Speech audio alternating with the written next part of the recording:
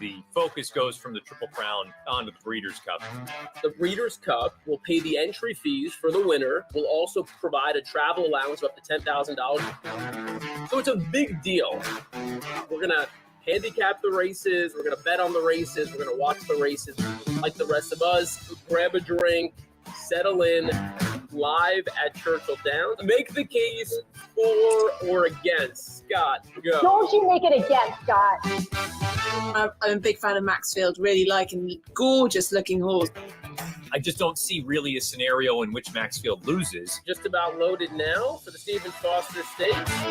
And Maxfield to win the Foster. Listen, Maxfield.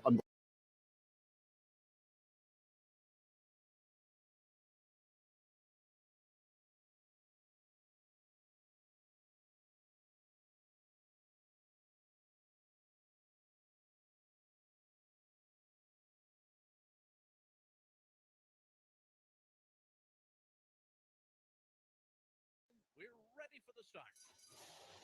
They're off in the Breeders' Cup Juvenile. And Jackie's Warrior broke very sharply, but will have early pressure from Dreamer's Disease. And Classier's right up there. Hard held just in behind the leaders as they race for that turn. But it's likable. Next is going wide, floated out there 5 deep as they move into that turn. And then it's King Fury right alongside of Hot Rod Charlie. Essential Quality mid-pack here, 7 lengths behind. Reinvestment Risk is next. Then comes Calibrate to the outside. 22.58 was the opening quarter mile. They're rolling up front. Camp Hope is next on the inside of Rombauer. And then late runners sitting on Go and Keep Me in Mind. So up the backstretch they go here in the Breeders' Cup Juvenile. And on the inside, it is Dreamer's Disease with a narrow lead. Likeable is right alongside in second. Jackie's Warrior ups to get off the pace here. That pace is fast, so will sit third.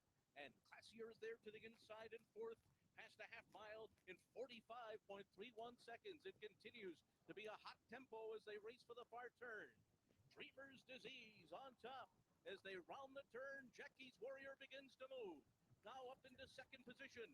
Hot Rod Charlie has made a sudden move and has stormed up into third and is gaining ground on the top 2. Then Essential Quality in fourth as they make their way to the top of the stretch. Jackie's Warrior strikes the front. Hot Rod Charlie circles up on the outside. The 2 of them will turn for home together. And Essential Quality is trying to get them.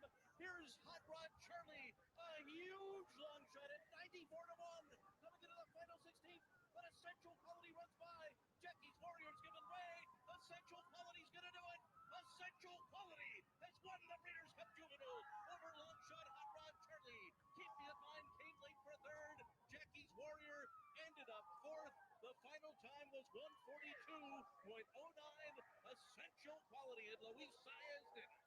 Hey everybody, Ren Carothers here with your Future Stars forecast. We have so much to talk about, but the reason I wanted to open the show with the 2020 Breeders' Cup Juvenile is because, we've got a great rivalry going on. Right there, you saw Essential Quality holding off Hot Rod Charlie.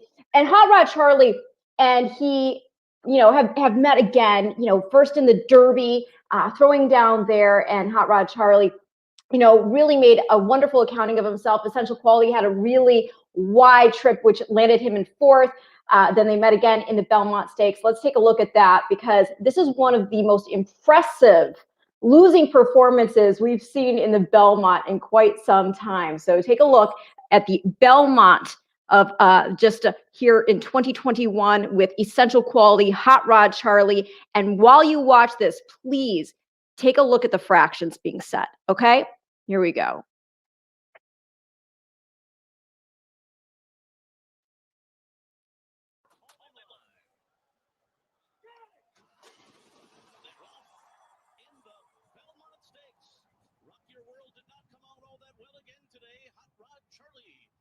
To the front, and Rock Your World will go up on the outside with Japan's Francisco de Ina there too. So these 3 lead them into the turn. Then the Preakness winner Rombauer. Essential Quality is 5th in behind them, moving for that turn. The known agenda, a wide overtook, and Bourbonic at the rear of the field. Hot Rod Charlie on top to a 22.78 opening quarter mile. That is a very, very fast first fraction. On the outside is Rock Your World, who's up running in second. Francisco de Ina is 2 lengths off of them in third. Bourbonic fourth at this stage as they enter the backstretch at Big Sandy. And then it's Essential Quality to the outside, who's about 7 lengths behind at this stage. Bourbonic, Known Agenda, and Over together at the back of the pack. Hot Rod Charlie taken on by Rock Your World through a 46.49 half mile. These two go stride for stride. Francisco de Ina sits just off of them. Running third by another 3.5 lengths ahead of the Preakness winner, Rombauer, and the favorite Essential Quality on the outside. Then it's Bourbonic, Known Agenda, and between those two overtook. 7 lengths from top to bottom. Hot Rod Charlie has run 3/4 in 1:12.07 seconds. His lead is a half a length. Rock Your World is second. Francisco de Ina third to their outside. Essential Quality is getting closer now. He is caught 4 wide as they make their move into the far turn. Rombauer rides the rail. He's 3 lengths behind. Known Agenda, Bourbonic, and overtook around the far turn. Hot Rod Charlie with a half mile to go. Rock Your World's alongside. Essential Quality comes up to them 3 wide. The 3 of them across the track. Known Agenda has picked up his stride. He's on the move now with 3 lengths to make up. And Rombauer is to his inside. They're coming to the top of the stretch. And Essential Quality makes his move on the outside of Hot Rod Charlie. Rock Your World has dropped back. Then Rombauer to the outside. And Known Agenda. And they're into the stretch. And it's Essential Quality. And a stubborn Hot Rod Charlie. And the two of them putting on a match race with a furlong to run. Essential Quality on the outside. Hot Rod Charlie won't go away. Essential Quality. Too good. Essential Quality has won the Belmont Stakes. Hot Rod Charlie was second. It was a long way back to Bourbonic. And then came Known Agenda. The final time, 2:27.11. So hello, right? Okay, so again, Breeders' Cup Juvenile, Essential Quality gets up over Hot Rod Charlie. Then they are in the Derby together. Hot Rod Charlie finishes third. Essential Quality has that wide trip to finish fourth. Belmont Stakes, Hot Rod Charlie, aka Chuck. Just look at those fractions. Again, that half was running 46-2, okay, for a 1.5 mile race over Big Sandy. So incredible performance. Hot Rod Charlie, he's got the goods. He's got the guts. He's not going to run up against Essential Quality in the Haskell this Saturday. Essential Quality is targeting the Travers. But, you know, this is just such a game racehorse. I'm very excited to see what he will do. He has arrived at Monmouth Park. There's a fun picture of him with the coach, and I'm not talking about D. Wayne Lucas. I'm talking about the equine coach, better known as Lava Man. And there he is on track with Hot Rod Charlie. Again, the connections like to call him Chuck, which is just a term of endearment. You know, it's like he's one of the guys there.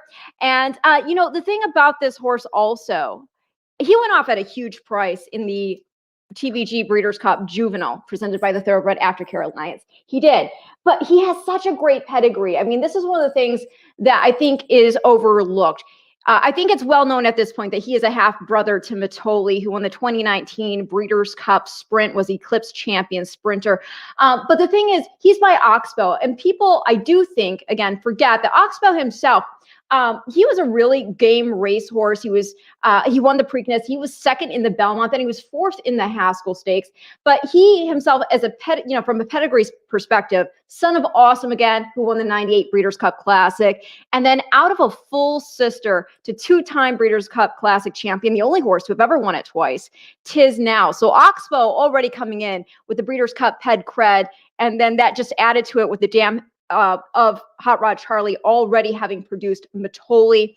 And Hot Rod Charlie and Essential Quality, the thing that's so exciting about them is that they really do exemplify what we are looking for when we're talking about Future Stars Friday, that Future Stars Friday card, because we want it to be an exhibition, a showcase of the horses who are going to be writing headlines into the following year.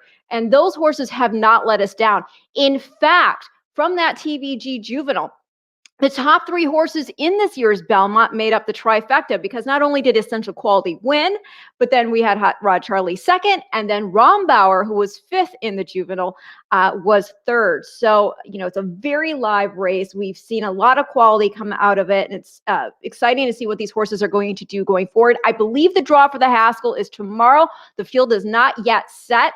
I will say I am biased. I feel that Hot Rod Charlie, he's shown me everything I want to see to tell me that he has the type of speed that can carry. He's been versatile. And I think this is a horse that's just going to get better as he's getting older. And he's just so gutty. That's something you cannot train into a horse. So irrespective of where he ultimately draws and how the field ultimately shapes up, that's going to be my pick right there in the TVG.com Haskell Invitational this Saturday. And in fact, I tried to open the show with the promo. For some reason, it stopped playing at one point. But I'm going to be teaming up with my bud, Dan Torgman, who's going to be live on site. I'm going to be sitting here behind the desk. But we're going to be bringing you BC Live with a lot of guests. And so we'll be your second screen experience. You can have the regular broadcast on your big screen TV. Pull us up on your mobile phone, your laptop, your desktop, whatever, and grab a drink and you can party with us. That'll be, again, this Saturday, the TVG.com Haskell Invitational featuring Hot Rod Charlie. Now, let's move on because the show is the Future Stars forecast. Oh, and hold on a second. Let me play some of your, there you go. I love Chuck. Safe racing all. Yes, Lori, I agree. What's up, Petty Geek? Lots of stuff is up. I don't have a guest today because there's just too much to talk about. I couldn't single one out. In fact, in the racing world, there's a lot going on as well. They've got the Phasic Tipton sale going on. Some really nice yearlings going through today. Let's see here. Greg Russell. He ran the Belmont Stakes like it was a 6 furlong race. Numbers never lie. Hot Rod Charlie is the real deal. Yeah, I agree. Very, very, very nice horse. And I believe he earned a 108 buyer for that. Somebody correct me if I'm wrong, but I'm pretty sure it was a 108 buyer for Hot Rod Charlie in the Belmont Stakes. Now, this week, what's happening? Opening day at Saratoga is this Thursday, okay? And I look forward to Saratoga every year. Why? Well, this is where we see a lot of the really bred in the purple 2-year-olds either debut, run in the stakes races after they already had maybe a first start at Belmont or Gulfstream. And it's just really, or Churchill. And it's just really exciting racing from that perspective. And this is where we're going to be looking for the horses that will hopefully be pointed toward Future Stars Friday at Breeders' Cup. But also, it's a great opportunity. If you just look at some of these main special weight races, a lot of times people, they look at them and they're, with the horses not having a race under them, people tend to want to play connections because at least they know the connections, right? Well, this is where you can find the diamonds in the rough, because if you do your digging on Pedigree, you can find horses at really solid prices that can score. A horse that comes to mind right off the top of my head is Good Samaritan. I believe he was 7-1 on the morning line, but that Pedigree was just so beautiful that he was a top pick play of mine back when he debuted, and he did not let me down. So Saratoga, again, it's just such great racing as it is, but it's also great racing for horse players and finding value that other people might not recognize because maybe they don't read Pedigree like a Petty Geek does. Let's see here. Oh, we've got more comments here. Hot Rod wires I'm guessing you're saying Haskell Field. 108 was right. Thank you so much for confirming that. Ren, are you going to make it to Saratoga? Unfortunately, as of now, it doesn't look likely, which makes me sad because Saratoga is just like it's unlike any other track to me, and I love it. And the history there combined with the fabulous racing, and obviously the city itself, the food, just the culture. It's makes a memorable experience with every trip you take. And I just don't think it's happening this year. I don't know if that changes. If there's an opportunity, I'll definitely hustle up there because I do love it. I just, again, it's just a place that forges memories every single time you take the trip up. I love Essential Quality as well. That's a really beautiful racehorse, and from Confirmation to Pedigree, being a son of Tappet, and then he's out of a mare who's a half sister to Folklore. And so, yeah, fabulous pedigree there. But now let's turn our attention to opening day at Saratoga, because there's a lot of horses to talk about. Before I get to a horse I'm very excited, who is actually returning, let's look at the Schuylerville. Okay, the Schuylerville is a grade 3 event for 2-year-old fillies, and we've got a really nice field assembled. This is going to go off as race 9 on the card. Okay, and again, it's a grade 3 race. You've got your 2-year-old fillies going 6 furlongs on the dirt. And if you want, I would suggest that you grab a pen and paper if you want to take any of these pedigree notes down, because basically it gets kind of hard when the horses only have a few races under the girth, and the price therefore is not looking all that great. And sometimes if you find a little pedigree tidbit that that goes along with the horse who is offering higher odds, sometimes even just to spike up the exotics. So I'm going to take it from the rail. I have notes for every horse in this race for you, okay? And we're going to start with the number 1, Pretty Birdie. Now, this filly, she made a sensational debut. In fact, I have it here. Unfortunately, it looks a little blurry, but I'm going to go ahead and show it to you. She's debuting here at Churchill Downs. It's a 5 furlong race. This half is running 44-4, and she was debuting for Norm Cassie and Mary Lou Whitney Stables. How fabulous is that? Bred and still owned.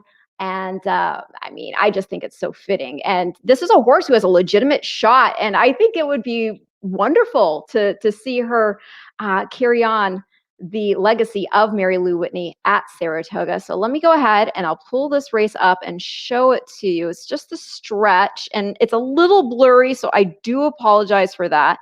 But let's go ahead. Here is Pretty Birdie. Goes to the outside, very little sense, tries to cut the corner. They're at the top of the stretch now. Pretty Birdie, length and a half lead. Speedometer's trying to come off the rail and run that one down with 1 furlong to go. Penny Saver runs up to grab third. Very little sense is late on the scene, but Pretty Birdie is bounding past the 16th pole, puts away Speedometer, puts away Penny Saver, and it's Pretty Birdie gate to wire. 3 lengths in the end. Penny Saver's up for second. Speedometer was third, and okay, so a very nice debut there for Pretty Birdie, again debuting for trainer Norm Cassie. Oh, sorry, let's see here. There we go. The audio is still up. But yeah, and then that was under Luis Saez. I think this filly, the thing that's really nice about her, and she's a very interesting pedigree study, because here's the thing. She is by multiple graded stakes winner Birdsong. Birdsong, a son of 95's Breeders' Cup Juvenile Champ, Unbridled Song. And then Unbridled Song, by the way, don't forget, Unbridled Song was himself a son of Derby winner and Breeders' Cup Classic champion Unbridled, okay? But then, here's the thing.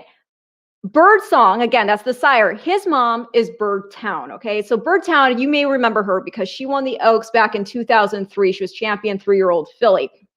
And also a half-sister to 2004's Belmont winner, Birdstone. So you got great pedigree up there. But then if you consider the bottom side of that family, well, this filly's mom, she's by Kentucky Derby champ Street Sense, who also won the Breeders' Cup Juvenile back in 2006.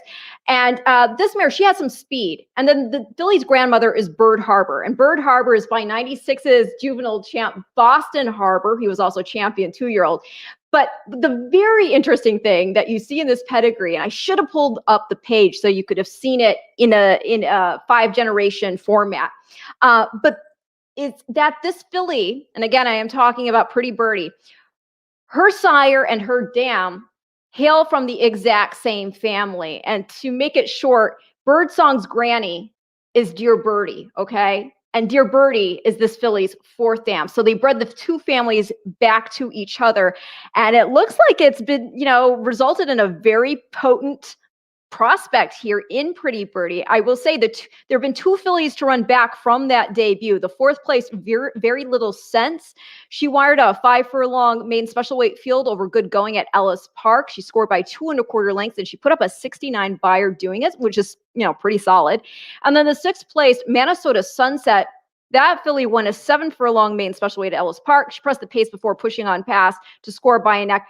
Her buyer, not so impressive. It was a 48, but still, to have both horses who have run back from Pretty Birdie's debut win their next starts is pretty exciting. Another thing I like in this pedigree is you also see Gulch in the pedigree, who was 1988's champion sprinter. So that is Pretty Birdie on the rail for Norm Cassie.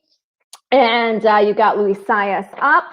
And, I'm sorry, it was Joe Talma who was riding her on debut. Louis Sias is up this time in the Schuylerville.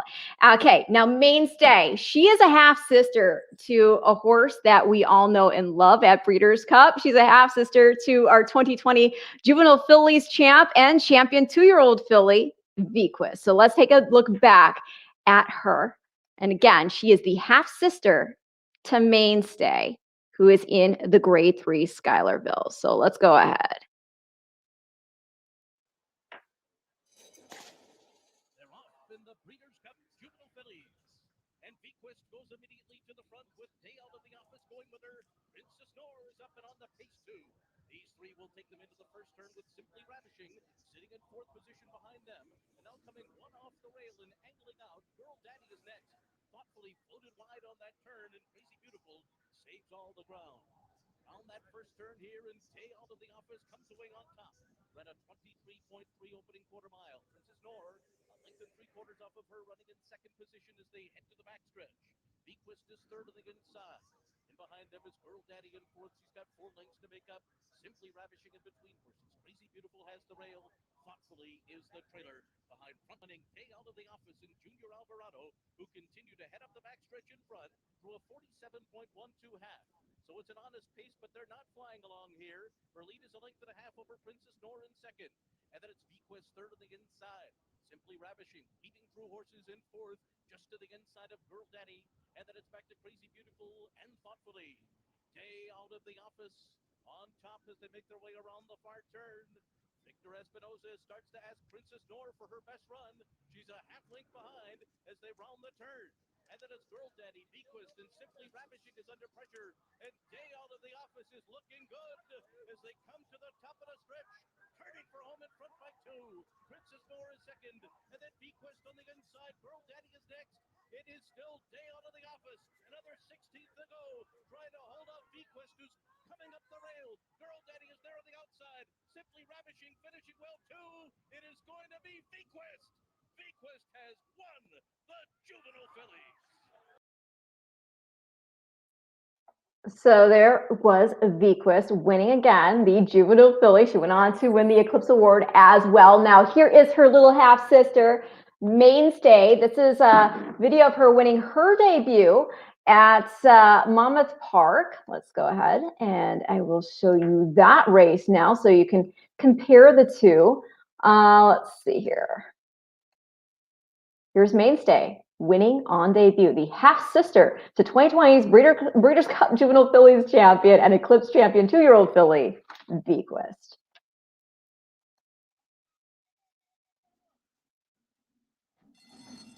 And they're off. Speed from next Tuesday. She goes right out to the front. There's Mainstay towards the inside. Misinterpret drops back, is now in 5th. Pass towards the outside. Kingdom Queen has early speed. So does It Is What It Is. Mainstay now takes command and takes him into the far turn. Back to 2nd is next Tuesday. Then in 3rd, not cornering there, is Kingdom Queen.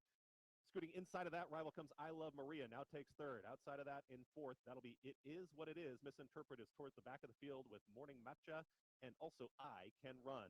1/4 mile to go, and it's Mainstay in front. Mainstay is in hand, and it's Mainstay at the top of the stretch. Next Tuesday is right to her outside in 2nd. Let's see what Mainstay's got, and she kicks on. Mainstay quickly up by 3 lengths, approaching the 8th pole. Quick look over from Frankie Pennington. Mainstay is well in hand, and Mainstay is going to have a dominant debut. She's a half to Vequist, and her name is Mainstay.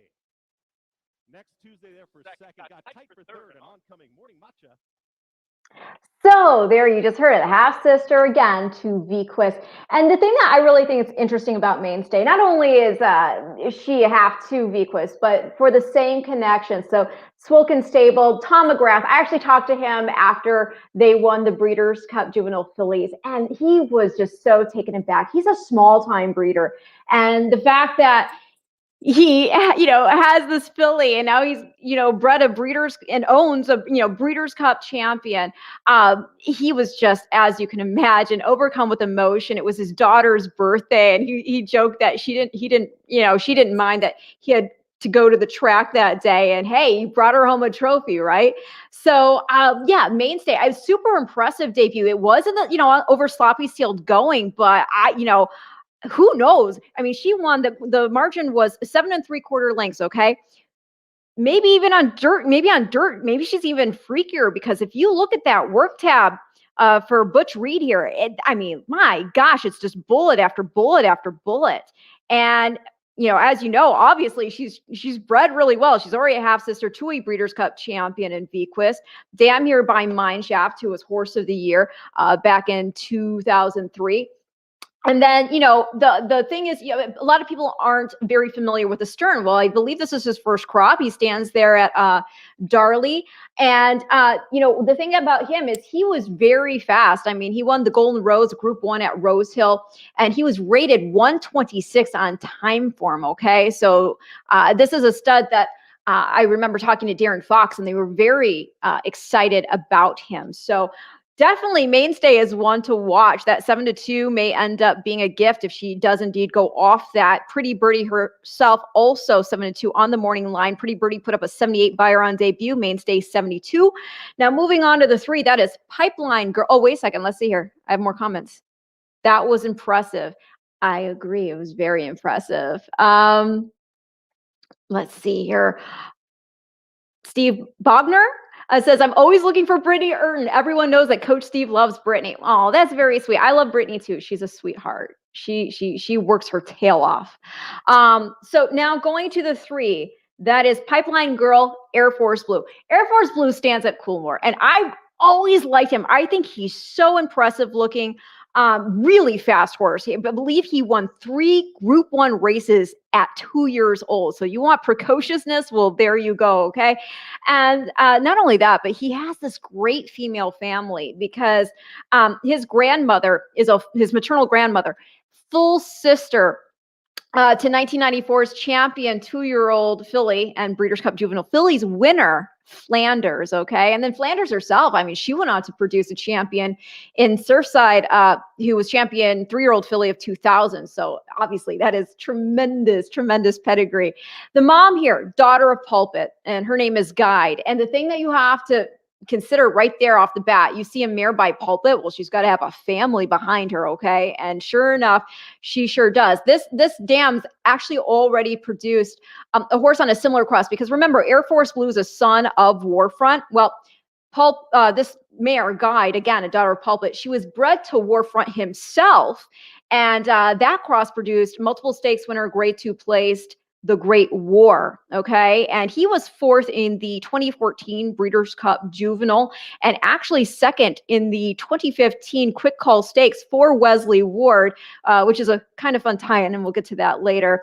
But yeah, again, as you can guess, there's much more pedigree behind their family's really deep. You've got grade 1 winners in there like Sensational, Global Campaign, Bolt d'Oro, in addition to other graded stakes winners in Departing, Cutting Humor, Trip, Recruiting Ready, and Ageless. So the 3, Pipeline Girl here, one of 2, I believe, for Tom Amos.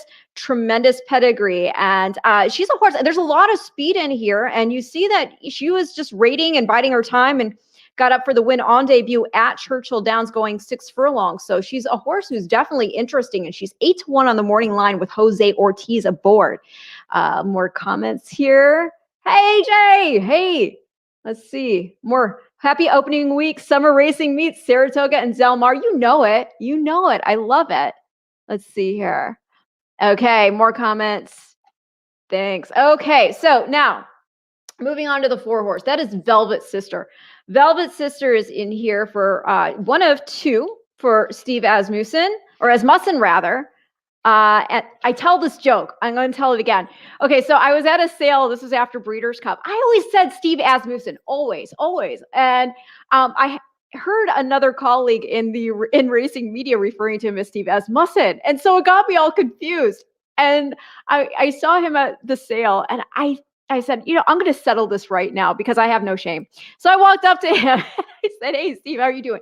And we started talking. And I said, "Listen, can you just confirm or deny? Is it Asmussen or is it Asmussen? What is it?" And he said, "Well, my father tells me it's Asmussen, unless he's been lying to me all these years, but I don't care. You can say it any which way you want, so long as there's not an expletive in it." So I thought that was pretty funny.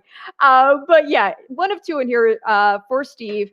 The 4 Velvet Sister, Stone Street Stables. She's New York bred, cost $500,000. Okay, and we'll get to that. She went stylishly on debut by 9 3/4 lengths. And I know just 2 other horses in that field. It was a 3-horse field. So what?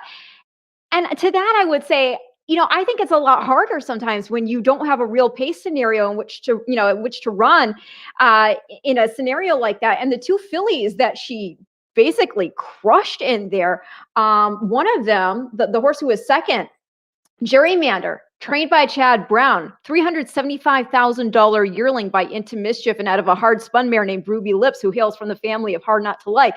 So that was a really nice filly. And then the horse who was third, Amazing Dream, trained by Todd Pletcher and out of a full sister to Tar Heel Mom. So those weren't any slouches that she demolished that day. So yeah, I think that she's definitely a horse with the Bernardini up top. 2006's Eclipse champion 3-year-old, who is also, by the way, one of these lasting legacies we have, courtesy of AP Indy, a classic champion himself and Hall of Famer. So really good pedigree there. You got Joel Rosario Board, who was just named top jockey for the ESPYs. So congratulations to Joelle there. And so we'll see what she can do. Based upon that just being a 3-horse field, I wouldn't read anything into that buyer at all. And again, 8-1 in the morning line. She could be a horse that you ignore at your own peril. Okay. The 5 is Saucy Lady T, 30-1 in the morning line. Manny Franco up. He's such a great rider. He really is. He's got a lot of confidence that he brings into the saddle with him when he's on these young horses. So, even if you don't use him here in the Schuylerville, he's definitely a rider to watch with these other main special weight races that we're going to be seeing throughout the meet. Now, she's a daughter of Tonalist. And then the mare, Fila Primera by Warfront. I mean, obviously, you just look at that right there, and it looks like really great pedigree. So then when you look at the sales price only being $5,000, it's a little disconcerting, right? It makes you it makes you wonder, well, why did she only cost that much? Was it a confirmation issue? Was it a breathing issue? I don't know. Obviously, the debut, I mean, you can ignore that. I think any debut for a horse can be ignored because, again, it's their debut. It's their first start. It's all new to them. They're young. And then she came back over sloppy sealed going at Belmont Park to score by 5. Granted, who she beat, don't know exactly. But, again, these are young horses, right? But the pedigree, again, is just for her to only be $5,000. Again, just on the surface, being by Tonalist and then have a Warfront mare, that you would be like, wow, why did she only sell for that much? But then take it even further because the pedigree is even deeper because the female family includes Grade 1 winners, No Review, Another Review, and Cavorting. Okay, so yeah, I mean, somebody here walked away with a steal, it looks like. Now, moving along, the 6, that is Queen Camilla, representing first crop of Connect, son of Curlin, a Breeders' Cup Classic champion, two-time Horse of the Year, Hall of Famer. I mean, the superlatives are endless for Curlin, right? So anyway, again, first crop of Grade 1 winner Connect. His wins actually include the Curlin Stakes at Saratoga. Very nice to see him winning his father's namesake race.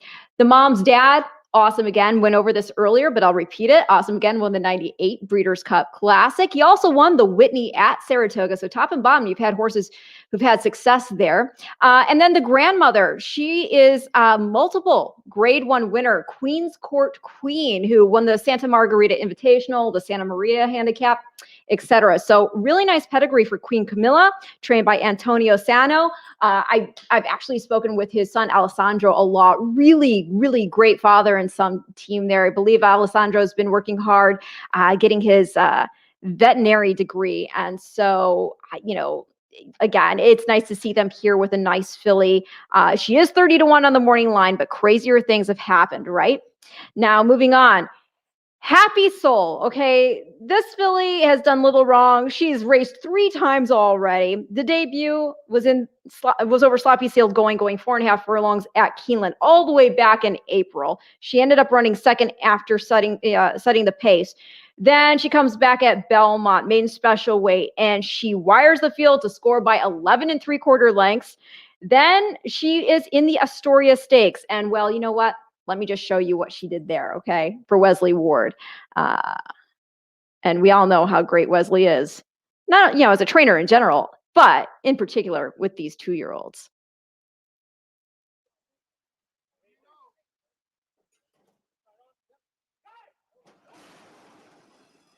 And they're off. And they all came away to a good start. And it is Happy Soul who's out for the lead, along with American Bound. The front 2 quickly open up. 3 lengths on Constitution Gal, who's running in 3rd. Midsummer Nights is next in 4th. And She's So Shiny is in 5th as they go around the turn. And it is the big favorite, Happy Soul, on top here, getting clear by 2.5 lengths. American Bound in 2nd. The quarter was 21 4/5 seconds. Constitution Gal runs in 3rd, but 7 lengths from the lead. Farther back is She's So Shiny as they come for the top of the stretch. Happy Soul with the lead in front here by 4. Constitution Gal now moving into 2nd. American Bound on the outside is 3rd as they pass the 3/16 marker. It is Happy Soul in command here. Happy Soul in front by 8 lengths. Constitution Gal trying to hold 2nd, then She's So Shiny, but it is all Happy Soul to win the 109th running of the Astoria. Constitution Gal was 2nd, and She's So Shiny checked in 3rd. Well, there you go. 11.5 lengths there, and that was putting up another 81 buyer figure. So back-to-back figures of 81, okay, for this 2-year-old filly, daughter of Run Happy, who you'll remember won the 2015 Breeders' Cup Sprint. And we love Run Happy, don't we? We love him. And the other thing that's really interesting about the fact that she's daughter of Run Happy, I mean, he won the King's Bishop at Saratoga the same summer that he won the Breeders' Cup Sprint. So, I mean, obviously, not that Saratoga is such a different track, but it's nice to know that you have family members who have won over it. Now, the Dam Sire Grade 1 winner, Stephen Got Even, he put up a stunning 120 buyer figure, winning the Dawn Handicap back in the day, back in 2000, okay? He also, like Bernardini, a son of AP Indy. And he, too, was a winner at Saratoga. He put up a 104 buyer over an allowance field back in, I believe it was either 99 or 2000. I think it might have been still 2000. This filly herself, Happy Soul, she's a half-sister to Grade 3 winner Calgary Caper. The family includes Grade 1 winner Conquista Rose, who won the Young America Stakes back in the day. And in fact, this filly's great-great-granny is the Della Rose. You've heard of the Della Rose Stakes, right? Well, she was champion female turfer of 1981. She was also runner-up in the Oaks, and she beat the boys in the Hollywood Derby. So tremendous pedigree for Happy Soul. She's going to be very tough to beat. But again, these are young horses, and they can jump up at any time. So it'll be very interesting to watch how this all unfolds in terms of the pace, because you got a lot of speed in here. You really do. Happy Soul, she's got Johnny V aboard. He's been aboard for all 3 starts already. And again, trained by Wesley Ward. Boy, does she look like a steal. She was only a $50,000 yearling at Keeneland September. So yeah. Okay, now moving along. We have the number 8, Eagle Express. Oh, hold on a second. We got a comment here. Are you worried Happy Soul is running so much so early? No, not with this filly. Wesley is so good with getting his horses a foundation under them before they start. And he really has ability to know when to go forward and when to lay off. So if he's putting her in this spot, it's because he thinks it's only going to be a benefit for her and not detriment. So no, I'm not worried for her with that. Personally, no. And we did have a question earlier. This would actually go back to talking about Monmouth and Haskell potentially. My only thing I would say is that replays are even more important at this stage. If you're looking and when you're handicapping the Haskell card this weekend, I would really look at replays and really look for horses in particular that you see run well within themselves and aren't horses that get kind of lazy or get themselves in trouble. That's another reason why I really do love Hot Rod Charlie. That's a horse who runs with a lot of want, a lot of grit. He really likes to take it to him. He has a very alpha male presence about him, and that again is something a horse either has or does not. You cannot train that into a horse. So that's another reason why I really do love him in the Haskell Stakes. Now, getting back to the Grade 3 Schuylerville and previewing that, we are now to the number 8. That is Eagle Express, and she's got 2 races under the girth, and she's already a stakes winner. Granted, it's restricted state bred because it was the Texas Stallion Stakes Panzeretta.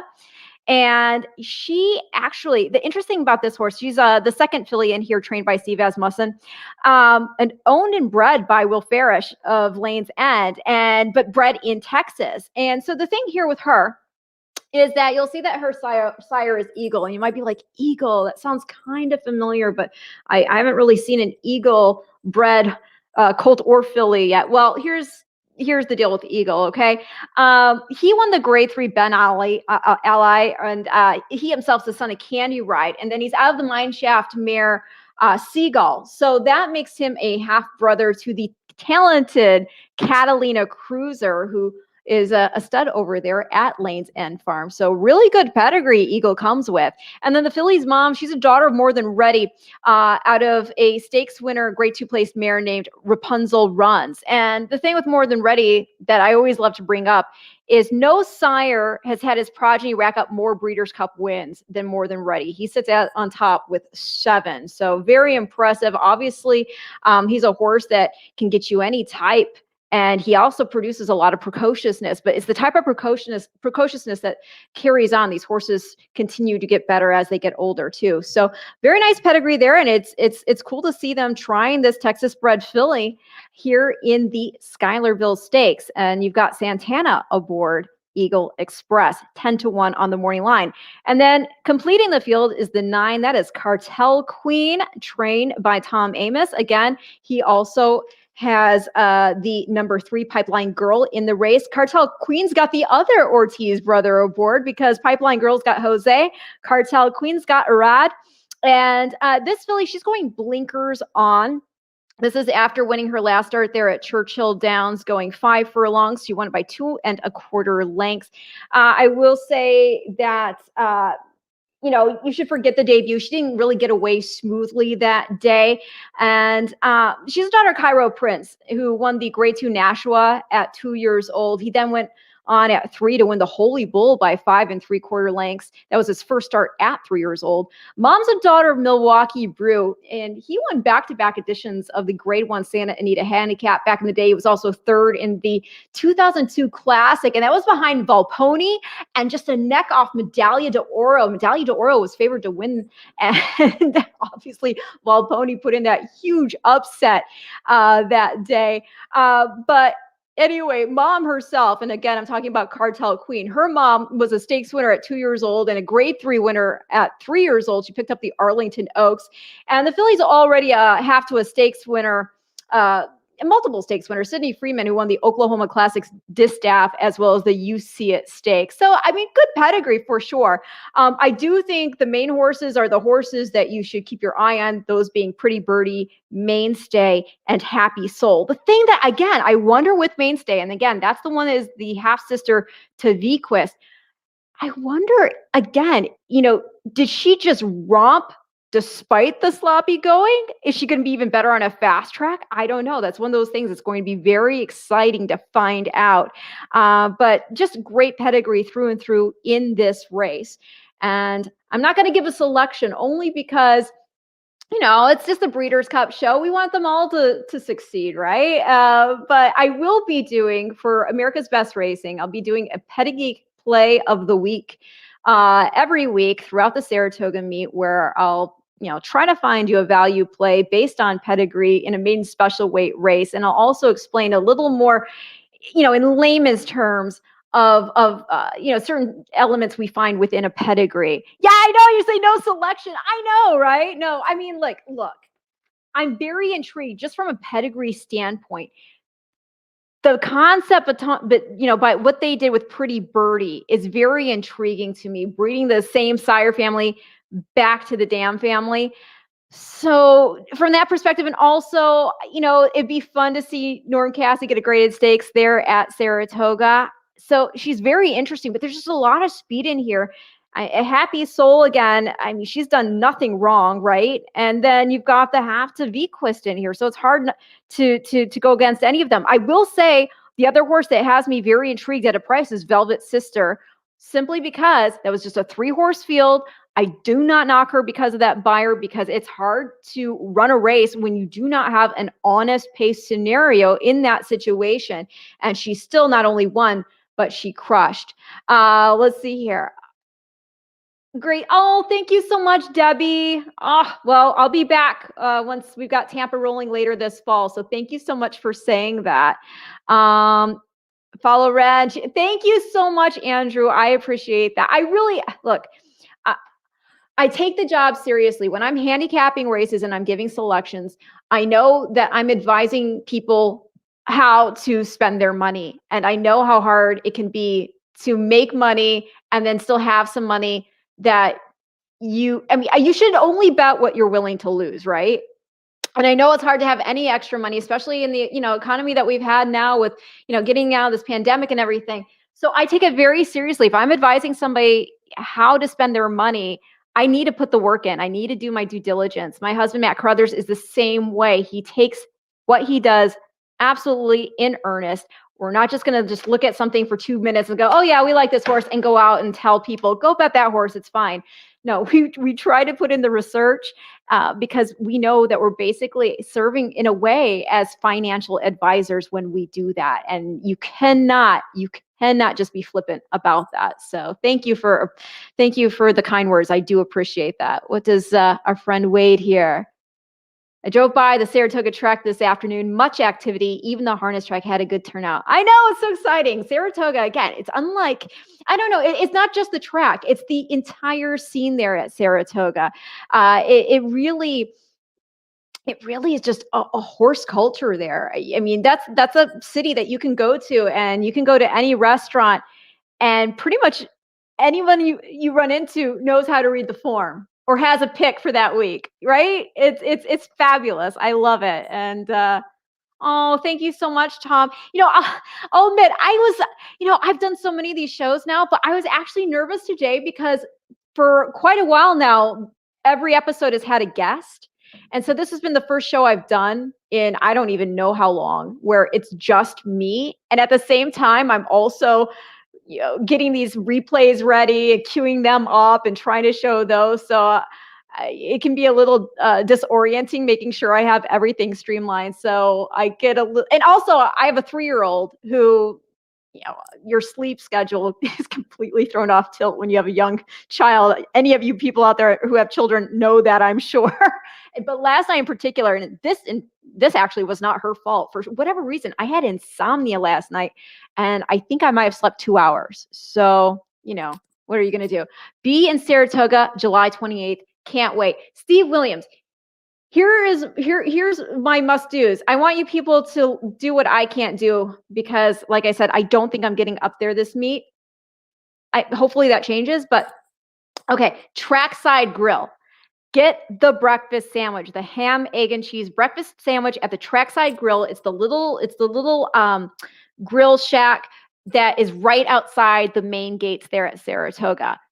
It is so good, and it's a tradition I do every trip. I get that sandwich to get my day rolling, get myself fortified for all the wagering and fun, right? And then also the horseshoe. How do you not go to the horseshoe after the races, right? Oh, been to it many times. Good. I hope you've had that breakfast sandwich because it's incredible. And speaking of great sandwiches, the pork roll from the Jocks Room at Monmouth Park. Am I right or am I right, people? Come on, right? Oh, my friend Diane. Hi, Ren. Love your insight and pedigree info. You're the best. I thank you so much, Diane. I stay apprised of what's happening with you, with your family, the equine and the humans alike. And thank you so much. You are awesome. And I'm so proud of all the success that you've had, not only with your horses, but obviously with your children. I think it's fabulous. Thank you, Diane. That's so kind. Now, I would be remiss if I did not talk about a horse that we are also going to be having our eyes upon this Thursday, opening day at Saratoga. And y'all, if you follow me at all, you probably already know of whom I speak, because he's one of my favorite horses. And I actually have his picture on my wall right there, because his breeder and then owner, Randall Lowe, was so kind as to let me be part of the team. And I'm talking about Team Golden Pal, okay? Golden Pal. Yes, Andrew had already guessed it. Boom, Andrew. Thank you. Yes, Golden Pal. Now, here's the thing. Why was I so obsessed with Golden Pal? Well, here's the deal with Golden Pal. When he debuted at Gulfstream back on April 17th of 2020. Okay, it was a 4.5 furlong race, got the lead. And this was after he had been bumped at the start, and he just got passed late by Gatsby, lost by 3/4 of a length. Then they took him over to Royal Ascot, and he was in the Group 2 Norfolk Stakes. And again, he was early to lead, and then he got edged at the end by the Learjet to lose just by a neck. After that race, Kieran Fallon, who was managing or overseeing rather Wesley Ward's stable of horses, because Wesley didn't go over due to the COVID protocols and everything going on. Kieran Fallon, at the time, because they were entertaining the idea of putting Golden Pal from that performance into the Nunthorpe Stakes. The Nunthorpe Stakes, 2 and up. We don't have that over here. Where do we have 2-year-olds running against older horses here? Right? So Kieran Fallon is talking about Golden Pal and saying, yeah, if they put him in the Nunthorpe Stakes where he would have had to go up against champion sprinter Batash, an older horse, he said that Golden Pal would definitely beat Batash. Now, this is a champion jockey saying this, okay? When I heard that, how do you not then get excited about this horse when he comes back? Because he didn't end up going in the Nunthorpe. The rain, it had been raining, and they decided to just bring him back to the States. And that, at that time, I don't think that, in the good soft ground that he had been up, over in the Norfolk Stakes, I don't think that they necessarily wanted to try it again against older horses. So they brought him back. So, was it any surprise after reading that type of commentary from Kieran Fallon that the horse went off as your heavy favorite, and he wired the field in the Skidmore Stakes there at Saratoga, going the 5.5 furlongs, beating at the time stablemate Fauci. And he won that race by 3.5 lengths, and he won it with ease. So at that point, when he's then now queued up for the Breeders' Cup Juvenile Turf Sprint, I was telling everybody that week, I was telling anybody who would listen, of all the horses on Future Stars Friday or on Saturday's card, the horse that will not lose unless he falls out of the gate is Golden Pal. I was that sure of it, okay? And I was even more convinced of that when going around the backside, because I am very blessed. I'm able to film these little features with my friend Ernie Munich for Breeders' Cup that we get to show ahead of Future Stars Friday. And we had this interview lined up with Wesley Ward at the barn. And as we were looking at the horses basically being led around the barns and whatnot. I'm looking around to see if I can spot Golden Pal because I knew he was out of his stall. And I suddenly look over and I see this horse getting a bath. And I just knew it had to be him. I didn't see the nameplate. I knew it had to be him. Why? Because great horses have this presence about them that is just, you've heard the cliche, the look of eagles. Well, it is that. It is that.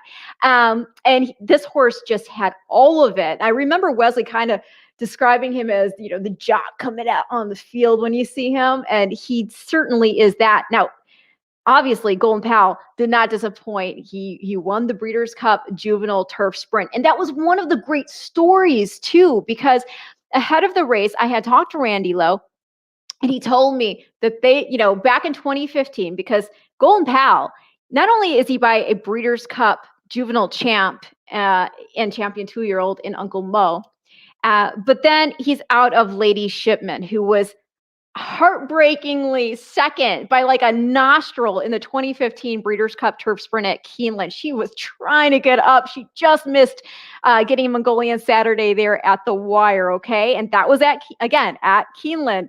And then she, a daughter of what year? 2008 Breeders' Cup Juvenile and Eclipse Champion Juvenile Midshipman. So you just got Breeders' Cup, Ped right there with Golden Pal. But that was part of the story. Randy was saying they came here in 2015, got beat. They did not come here to lose this time. And sure enough, Golden Pal, at the scene of where his mother was defeated, he got the job done. It was like completing the story. And it's fun when you look at it in that regard, because a lot of people, they look at these horses, they think of them more as numbers, the post position, whatever. I love that Pedigree ties these horses to stories. And then we can look at every year, we can look at as sort of the next chapter in the book, right? Generation after generation, chapter after chapter. And that's the excitement that I get when I look at these horses that are going to be pointed toward the Future Stars Friday card, is that, wow, these are the horses whose names are going to be in the headlines of the next chapter of racing. And it's just thrilling to see it from that perspective. And I actually had Randy Lowe on my show 2 weeks ago. So if you want to go back and watch that interview, I highly recommend it, because he has such love for this horse, and there were doubters about this horse, but he always had faith in him. And he's actually going to be, he was acquired by Coolmore. He's going to stand stud where his father is, Uncle Mo. And so he's going to be making his first start in the blue colors. And, I find it very exciting also, because Randy was talking about part of the reason why he was willing to sell him was, he felt he took him as far as he could go. And now Coolmore is taking over, and they can just, expand the possibilities. So the plan, I believe, is this Quick Call Stakes is going to be the stepping stone to go over and actually run in the Coolmore Nunthorpe at York on August 24th, I believe it is. And hopefully, obviously, we'll see this campaign basically reach its crescendo with a return to the States. And hopefully he goes out a winner in the Breeders' Cup Turf Sprint, a race that his mom, again, came just a nostril shy of winning. But Golden Pal, unsurprisingly, your favorite in the Grade 3 Quick Call. He's 1-2 on the morning line with a Rad Ortiz aboard. And obviously, Wesley Ward, still the trainer there. The field did draw 9 horses in. 2 of them, however, one of them actually being a Wesley Ward horse, Fire Sword, with Johnny V. 2 of these horses are main track only. Again, Fire Sword, and then the 7 horse, Joe Sharp's Mr. Sippy. But I don't anticipate rain in the forecast for Thursday, unless that's changed. If anyone's out there and wants to look that up real quick, let me know. But I think we're going to be ready to rock and roll on the grass. And I've heard Golden Pal, from what I understand, he's bigger, he's stronger, and I believe there was a comment from Wesley Ward saying that this is the best horse he's ever trained. So it's so exciting to see what he's going to do. I'm looking forward to seeing him shine come opening day there at Saratoga. Again, in the Grade 3 Quick Call goes off as race 8, a 5.5 furlong turf sprint. Oh my gosh. Okay, guys. So I'm actually going to wrap the show showing you Golden Pal's Breeders' Cup Juvenile Turf Sprint win. Unless you have any other questions, I'm going to be signing off then. So Golden Pal, that's right. Easy single. Hey, if Wesley Ward is saying this is the best horse he's ever trained, I'm single. I mean, but listen, singles are also relative, right? If I were you, I mean, because most people, if they're going to single, they're going to single him, right? I would look for another single too on your ticket, because you want a little separation, right? So let's see here. I like Mainstay, and Siggy's talking about in the Schuylerville Stakes, goes off race 9, Mainstay, the half sister to Vequist, our Breeders' Cup Juvenile Fillies champ. And let's see here. No rain for Toga. That's right. Toga party may commence in the sunshine. All right. That sounds good to me. Okay, everybody. I hope you enjoyed this. It was a little weird for me without a guest. So I was rambling a little bit.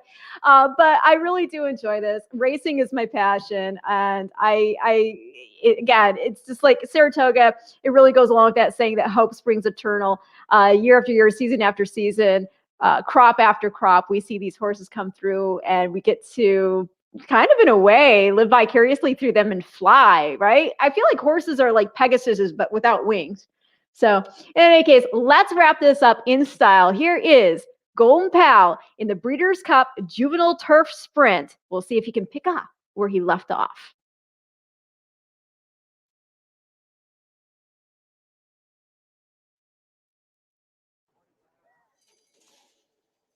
In the Juvenile Turf Sprint, and there goes Golden Pal immediately to the early lead. Into the Sunrise and Momos are 2 lengths behind him already, and in between horses and moving up is Bodenheimer as they head up the backstretch. And now Golden Pal, a little bit hard to control here. Bodenheimer's going to slip through and take a narrow lead. Into the Sunrise is right up there. Blame the Booze is 4 deep, and then comes Momos, followed on the outside by Dirty Dangle and 2nd of July on the extreme outside. Cowan is in behind them, about 6 lengths off the lead as they make their way around the turn. Then Mighty Gurkha, who's been taken to the outside with 5.5 lengths to make up. After 5 is going wide on the turn. You better believe it is down on the inside, about 7 lengths off the lead. Lipman's Honor is next. Windy City Red and Count Me Final, and they're into the stretch, and Golden Pal is kicked away again, and did he ever? Oh, he's 5 in front as they come to the final furlong. Cowan on the outside has moved up into 2nd. You better believe it has come up the rail. Golden Pal, another 16th to go. You better believe it is Cowan chasing him home. Coming to the wire, it is Golden Pal winning the Juvenile Turf Sprint. And then it was Cowan 2nd. You better believe it was 3rd. A 3-way photo for 4th in a final time of 102.82.